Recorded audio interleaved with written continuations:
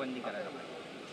त्यामुळे आता सुरुवात कुठून करू? कठोर कायदा करण्याची गरज आहे का या संपूर्ण मुद्द्यावर?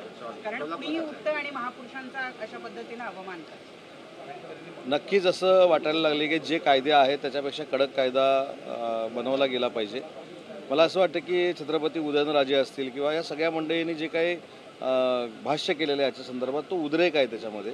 कारण छत्रपती संभाजी महाराजांचा अपमान करणं, छत्रपती शिवाजी महाराजांचा अपमान करणं, आज पुन्हा एकदा विधानसभेच्या अध्यक्षांना अबू आझमींनी पत्र लिहिलं आहे की जे मी पुस्तकात होतं ते वाचलं आहे म्हणून मी माझ्या त्या सगळ्या वक्तव्याशी ठाम आहे. मला असं वाटतं की खरोखरच कडक कायदा करणं गरजेचं आहे. कारण छत्रपती शिवाजी महाराज, छत्रपती संभाजी महाराज ही महाराष्ट्राची देशाची अस्मिता आहे आणि सारखं सारखं त्यांच्यावर बोलणारे पैदा होणं हे आपल्या पुढच्या पिढीच्या दृष्टीनं अतिशय घातक आहे.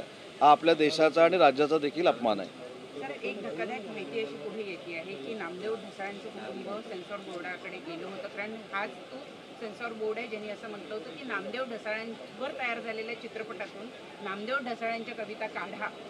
आणि जेव्हा त्यांचे कुटुंबीय गेले तिथेही त्यांचा अपमान करण्यात आलेला आहे. दलित चित्रपट कसे तयार करू शकतात असा सवाल त्यांना विचारण्यात आला. अपमान आहे? नाही, नक्कीच अपमान आहे.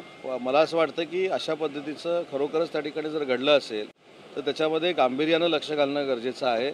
मी स्वतः या संदर्भामध्ये मराठी भाषेचा मंत्री म्हणून माननीय मुख्यमंत्री मोदयांशी या संदर्भातली चर्चा करेल आणि दिल्लीच्या सेन्सॉर बोर्डामध्ये एखादा सदस्य दलितांनी चित्रपट काढू नये अशा पद्धतीची भूमिका जर मांडत असेल तर ते निषेध करण्यासारखं आहे आणि त्या संदर्भातली भूमिका नक्कीच कारवाई करण्यासंदर्भातली चर्चा मुख्यमंत्री महोदय करतील याची मला पूर्ण खात्री आहे.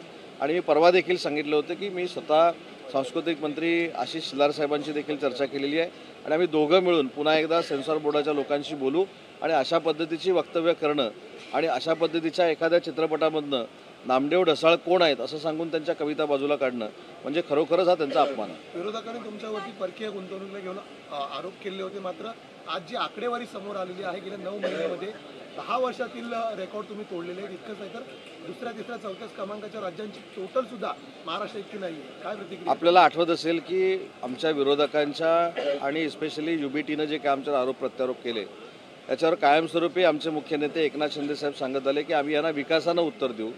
त्याच पद्धतीनं देवेंद्रजी देखील मुख्यमंत्री झाल्यानंतर त्यांनी सांगितलं की या संदर्भातलं आम्ही उत्तर ही कार्यवाही करून देऊ.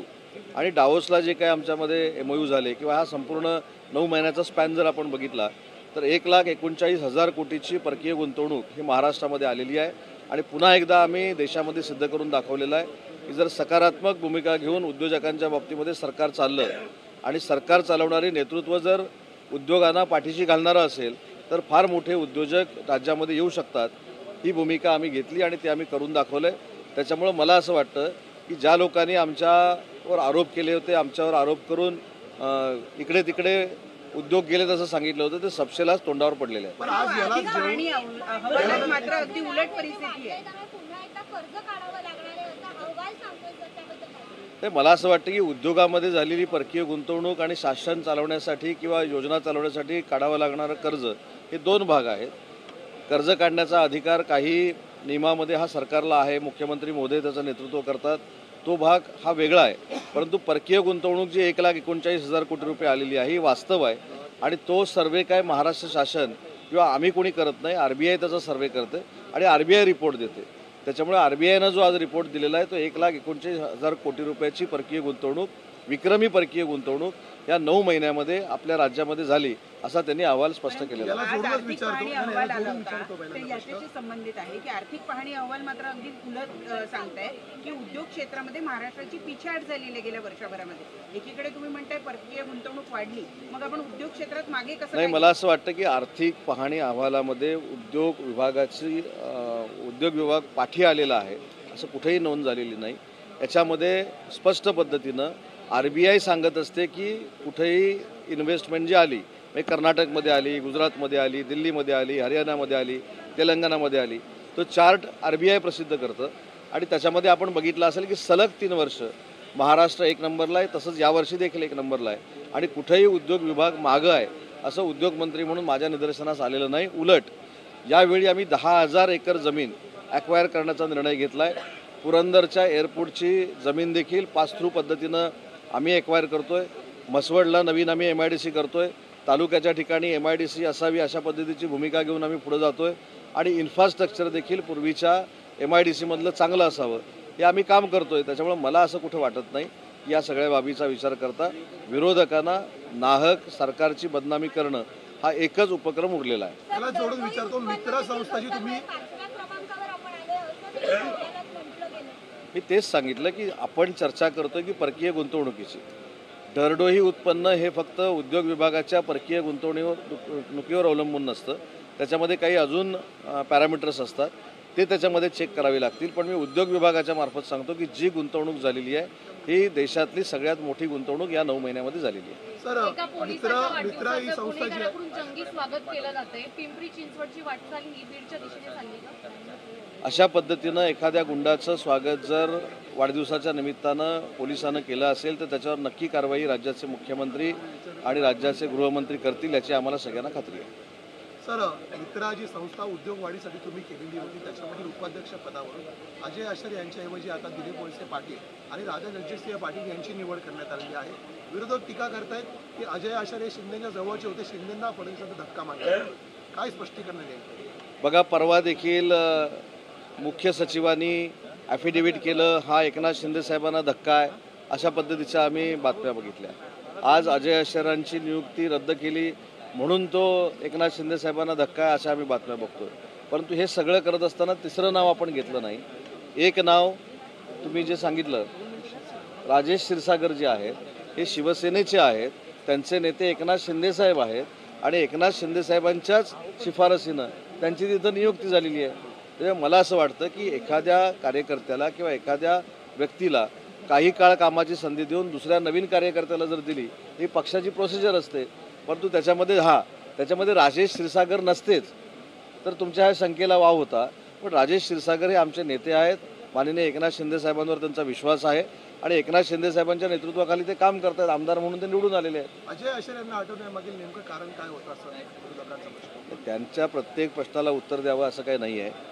आता मग अशा अनेक गोष्टी आहेत की राहुल गांधींचा दौरा असताना काही काँग्रेसचे नेते सभागृहातच का होते, काल त्यांना का भेटलेच नाहीत. हा शेवटी प्रत्येकाचा वैयक्तिक आहे. अजय आशरांचा जो विषय आहे हा आमच्या पार्टीशी निगडीत आहे. माननीय एकनाथ शिंदे साहेबांनी दुसऱ्या व्यक्तीला जर संधी द्यायचा निर्णय घेतला असेल तर बाजूला करण्याचा कुठं संबंध आला. जर राजेश क्षीरसागर त्याच्यामध्ये नसते तर ह्या शंकांना वाव होता. पण राजेश क्षीरसागर हे माननीय एकनाथ शिंदे साहेबांच्या नेतृत्वाखाली धनुष्यबाण घेऊनच कोल्हापूरमधून निवडून आलेले नेते आहेत. त्याच्यामुळे त्यांची नियुक्ती तिथे केलेली आहे. आज मुख्यमंत्र्यांनी ज्या प्रकारचं स्पष्टीकरण दिलेलं होतं हाऊसमध्ये सुद्धा शिंदेला धक्का फडणवीसाच्याही वारंवार बातम्या चालत आहेत. नेमकं या बातम्यांमध्ये मागचं माहिती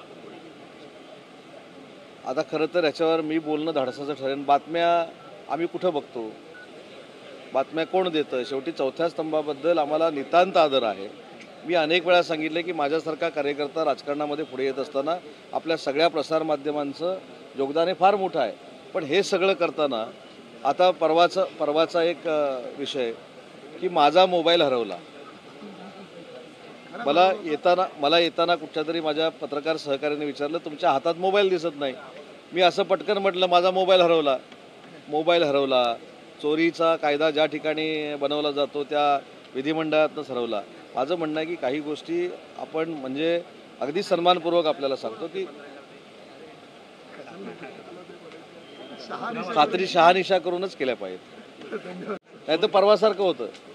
एकनाथ शिंदे साहेबांच्या सहीनं एवढे पैसे जलजीवन मिशनमध्ये दिले गेले आणि ती सही होती कोणाची हे आपल्याला सगळ्यांना कळलं. मग ज्यांनी हा आरोप केला होता त्यांना परत येऊन सांगावं लागलं की माझा गैरसमज झाला होता. त्याच्यामुळे मला असं वाटतं की बातम्या ब्रीफ करत असताना आमच्या विरोधकांनी काहीतरी डोळ्यासमोर गोष्टी ठेवून केल्या पाहिजेत.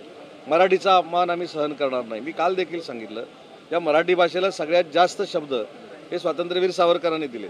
मग स्वातंत्र्यवीर सावरकरांचा राहुल गांधींनी जो अपमान केलेला आहे त्यांच्यावर पण देशद्रोहाचा गुन्हा दाखल करा म्हणून मागणी केली पाहिजे ना त्यांनी.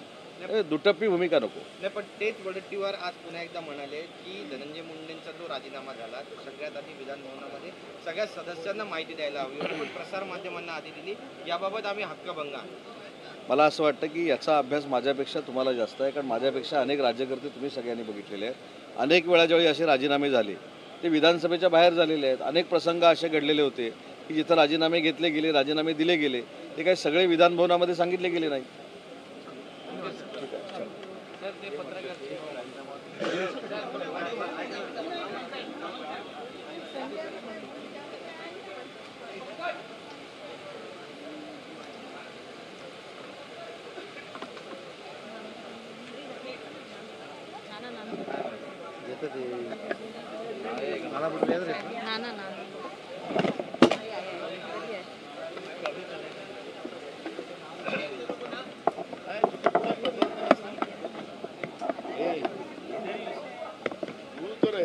मी आजारी होते काय झालं रिॲक्शन